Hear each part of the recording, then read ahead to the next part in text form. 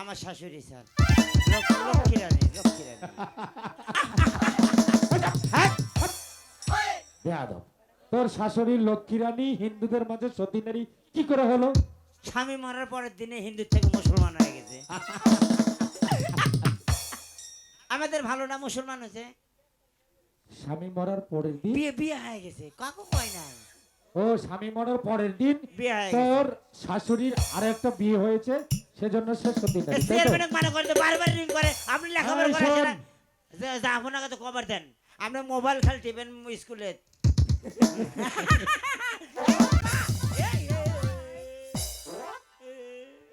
বেয়াদব, মাসিমা গোলাম, ও মাসিমার বলে মাসিমার বোন, মাসিমার বোনের ছেলে।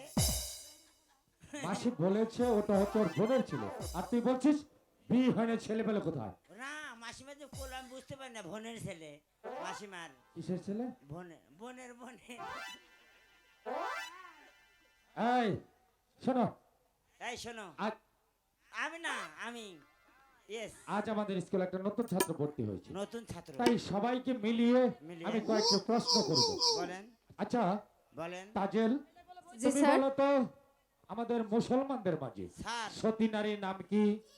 স্যার, আর তাদের বাপের স্কুল বলতে হবে। আচ্ছা মা তাদের বলো তো। না না না। বলো তাজেল, জি স্যার।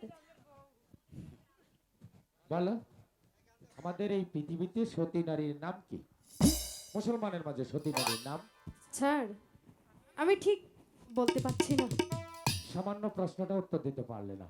আচ্ছা রহিম, তুমি বলো তো আমাদের এই পৃথিবীতে মুসলমানের মাঝে সতী নারীর নাম কি? স্যার এই পৃথিবীর মাঝে সতী নারীর নাম হলো বিবি আসিয়া। বাহ, চমৎকার। এই বেবির কথা কষ্ট, টেম্পুর কথা কব বেয়াদব। গ্যাসের বেয়াদব, মুঝে করে বেবি বলে। বেয়াদব, তাহলে মুখ থেকে গন্ধ আসে কেন? মধুর গন্ধ। হ্যাঁ, কিসের মধু? আমি যখন হয়েছিলাম আব্বা আমাকে 1.5 কেজি মধু কিনেছিল একবারেই। তুই যখন জন্ম নিয়েছিস তখন 1.5 কেজি মধু মানে খেয়েছিস। মনে করেন আজকে হয়েছে আধা ঘন্টা আগে 1.5 কেজি মধু কিনেছে আমাকে। তার মানে তুই আধা ঘন্টা আগে জন্ম নিয়েছিস? হ্যাঁ। আধা ঘন্টা আগে না জন্ম? না না স্যার, আমি বুঝলাম আপনি ওহো, এখন তো বড় হয়ে গেছে, বুড়ো এদিকে আয়, মানুষ। সামনে আয়। কি এটা স্কুল, স্কুল? এখানে কখনো এসে দুষ্টুমি করবি না। এই জীবনে বসো না। সবাই, এই বসো, বসো, এই বসো। বসো। মাস্টার সাহেব কি এই, স্কুলে আছেন? মাস্টার সাহেব কেডা? এই দেখ তোকে ডাকে। কেডা মাসিমা? এই নমস্কার মাসিমা। আরে মাসিজি, তো হঠাৎ কি মনে করি? মাসিমা ভালো এই আছেন? তো, এ হয়েছে আমার বোনের ছেলে, হ্যাঁ? তাই আপনার স্কুলে ওকে ভর্তি করতে এসেছি। এই যে, কিন্তু ওকে আমার স্কুলে ভর্তি করতে হলে ভর্তি ফিস দিতে হবে 200 এটা? টাকা আর মাসিক বেতন 300 টাকা। মাসিমার ঠিক বোনের আছে, ছেলে। আমি বোনের আগামী ছেলে। দিন ওর কাছে পাঠিয়ে ছেলেটা দেবো। তো অনেক সুন্দর। বেশ, তাহলে ওকে আমি ভর্তি করে নিচ্ছি। ও মাসিমা, তোমার না স্বামী নাই, বোনের ছেলে বেলা করতে? এই বেয়াদব, এই বেয়াদব! না না স্যার, আপনার না মাসিমা